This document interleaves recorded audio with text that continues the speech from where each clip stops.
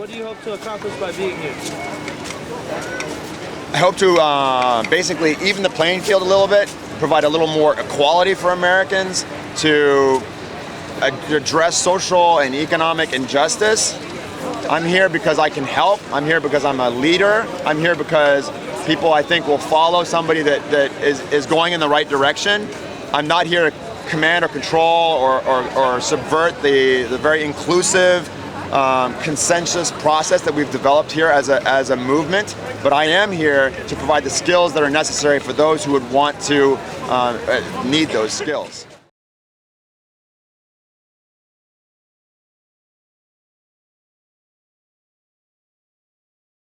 So the question was, what is my opinion of what's been happening in other Occupy camps? My legal opinion. I can speak to that because I was in the tent and we had set up a projector into a laptop and we were watching the live Ustream and live streaming from Zuccotti Park of law enforcement raiding that park.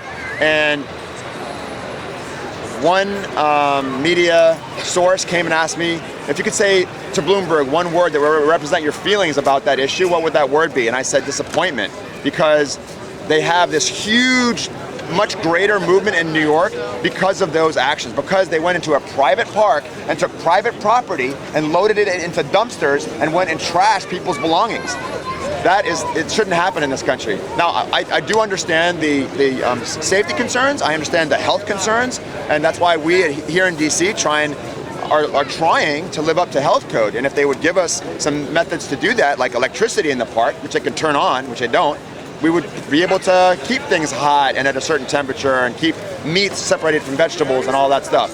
In terms of my legal interpretation of what's happening in other parks, and I'm speaking on my own personal behalf, I think that it's a travesty of justice that a police state that's that's influenced by big business and corporate America is able to infringe upon our ability collectively to come together and voice our opinion to basically balance the power in the United States. Just, in general, how do you feel about, the gathering itself and the people that are involved in leadership?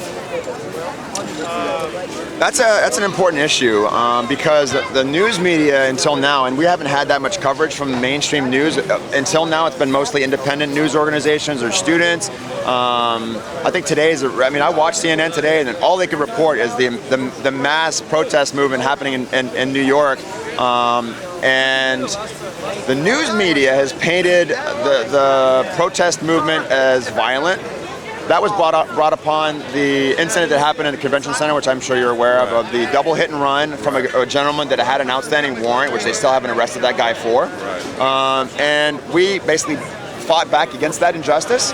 And as a result of that, police came to the park in force to intimidate us. And I should probably take off my legal hat since I'm criticizing. They came to intimidate us that day, and we talked about that, that's an injustice. And we addressed the fact that we keep trying to reiterate the fact that this is a peaceful protest, that there are anarchists among us, and there can be peaceful anarchists that don't need to be violent. They can be peaceful people that can be aggressive, right? So we try and deal with the act of aggression and isolate it if we can, right? So we're a partner with law enforcement in that ability to isolate pockets of aggression.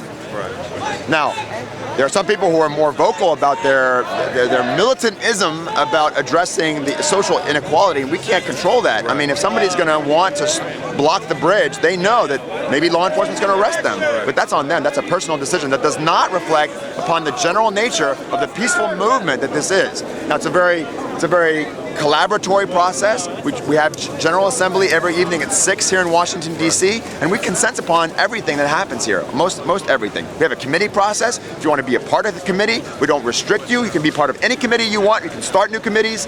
This is a very inclusive process. We're able to feed the homeless and provide them with shelter and nutrition. Something that I read in the newspaper was something that the DC government or the federal government wasn't even able to address before we showed up here and said that we need to address this issue, this social injustice, economic injustice. So legally, if there are repercussions, how are you guys equipped to deal with that legally as far as arrest and representation for the arrested? just so happens that now I can put my legal hat back on. I am part of a larger team of, it's the legal committee, the legal team, which has been set up, which is basically led by Jeff Light, who is the attorney of record for the group. And if anybody gets arrested, we call, a certain number. It's 202-5-RESIST for anybody that is watching that wants to know what that number is. And we actually have a series of volunteers that have been through a training process. Sorry about that. We have a little notice. Right now, on the lawn. If you plan to participate in the action, please go to the briefing. Now, thank you.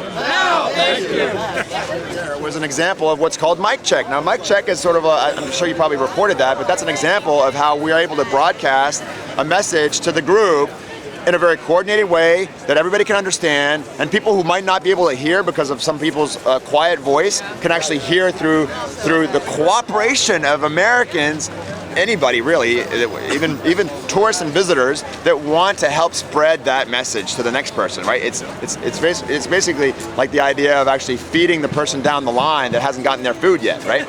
But back to the legal issue, the legal committee is made up of the attorney of record, Jeff Light, and then a legal team made up of attorneys on standby, ready to provide legal assistance, and the people in the park that accompany protesters along their marches who provide legal assistance. And they're legal observers, and they're broken down into two subcategories: the legal observers and the street team. Legal observers watch what the law enforcement does. Street team watches what happens to protesters and report back so that we can actually have a full legal picture of what's going on at any one time. And we do need assistance with that. You do not need to be a lawyer. You do need to go through a training, and you need to sign a waiver that says that anything anybody tells you on a legal, in a sort of a legal capacity is under attorney-client privilege, and you're not able to basically share any of that information.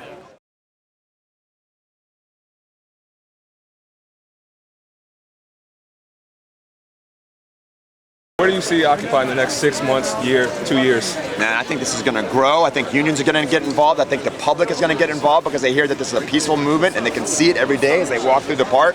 I think that other Occupies are going to be marching to Washington, D.C. You guys will see that in March, it's a good word for it, but in March, there will be a march, and it will be kind of similar to what just recently happened with the Keystone protest. We surrounded the White House to oppose the oil pipeline. I think that solidarity march of Occupies all over the United States will come to Washington, D.C., and together as a unified voice, there'll be thousands of people marching in the streets, joined by thousands of Americans that want to talk to this inequality. That's what I hope. Whether it actually happens or not, it all depends on you.